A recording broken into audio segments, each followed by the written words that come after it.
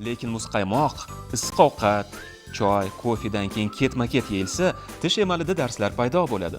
Oqibatda tish shifokoriga borishga to'g'ri keladi. Voy, shifokori? Yo'q, men qo'rqaman. Yaxshi, muzqaymoq yemay qo'ya qoling. Said Amirxonni chetdan kuzatganlar uni tug'ilgan kunmi yoki biror bayramga ketyapti deb o'ylaydi. Xursandchiligi ichiga sig'maydi-ya.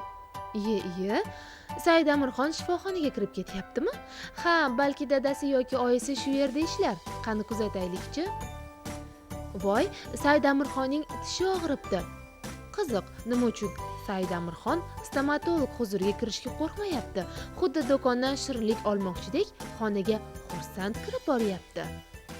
Oldingidaqa bolalarga qanaqadir qo'rqinchli muolajalarni o'tkazish hozirgi kunda deyarli yo'qolib ketdi. Bugungi kunda bolalar bemalol qo'rqmasdan stomatolog, bolalar terapevt stomatologiga murojaat qilishlari mumkin. Ularni hech qanaqa og'riqlarni his ettirmasdan davolash ishlari amalga oshirilyapti. Ha, gap bu yoqda ekanda. Xona bolalarga xos tarzda jihozlangan. Zamonaviy o'rnatilgan monitorda bolalar did va xohishlarga binoan multfilm ko'rishlari, devordagi rang-yorang rasmlarga qarab zavqlanishlari, asosiysi o'z tishlarini o'zlari shifokor bilan birga davolashlari mumkin. Birinchi murojaat qilgan bolajonlarimiz bilan biz avvalambor ularni yoshi doirasida murojaat qilishimiz kerak va muomala qilishimiz kerak. Chunki 6 yoshar bolani o'y-fikrlari boshqacha bo'ladi, 8-10 yoshar bolaniki boshqacharoq bo'ladi. Shuning uchun kelgandan ular bilan salomlashamiz va ularning ismini so'raymiz. Ularni qiziqishlarini bilib olishga harakat qilamiz. Ularning ota-onasi bilan muloqotda bo'lganda ularni shu bolalikda qanaqa kasalliklar boshidan kechirgan, qanaqa voqealar bo'lgan, uni shu qiziqqan narsalarni bilib olgandan keyin u bilan til topishish osonroq bo'ladi va siz bola bilan til topishganingizdan keyin u sizni aytganingizni qiladi va o'tirganda o'sha qo'rqmasdan, o'ziga ishonch bilan o'tiradi. Keyingi safargi qatnovlarda esa biz u bolani o'sha oldingi safar nima haqida gaplashganlarimiz haqida, uni qiziqishlari haqida so'raganimizda bola bizni o'ziga do'st deb qabul qiladi va do'st bo'lgandan keyin siz bilan erkin, qo'rqmasdan gaplashadi va barcha o'zini bezovta qilayotgan shikoyatlari haqida ham aytib beradi. O'rindiqlar ham qulay va juda yumshoq, xuddi uydagi kursiga o'xshaydi-ya. Tan sihatlik va madaniy hordiq uyg'unlashsa qanday yaxshi.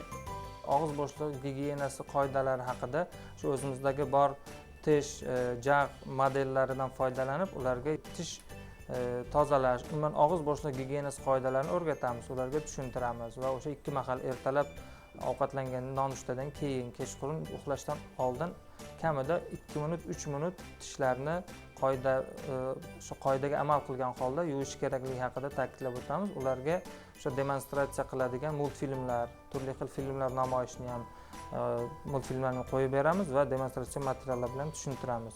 Chunki hozirgi kunda mana biz yangi zamonaviy asbob-uskunalar yordamida ularning gigiyenasini, holatini, ya'ni qaysi darajada ekanligini ham ko'rsatib, o'ziga o'sha qo'lida oyna berib turib, ko'rsatib ham tushuntirib yuboramiz ularga. Mana Said Amirxon tishini ham davolatib oldi. Aytishicha, na og'riqni, na qo'rquvni his qildi. Hammasi juda tez va eng muhimi yoqimli tarzda kechdi. Bemor ham, stomatolog ham mamnun. Hurmatli ota-onalar, farzandingiz hali ham tish shifokori qabuliga borishga qo'rqayaptimi? Endi bunga hojat yo'q. Guvohi bo'lganingizdek, muolaja allaqachon yoqimli mashg'ulotga aylangan. Aziz bolajonlar, tishingizda yong'oq va turli narsalarning qopqog'ini ochishni bas qilib, 32 og'ayni bilan siz ham do'st tutining.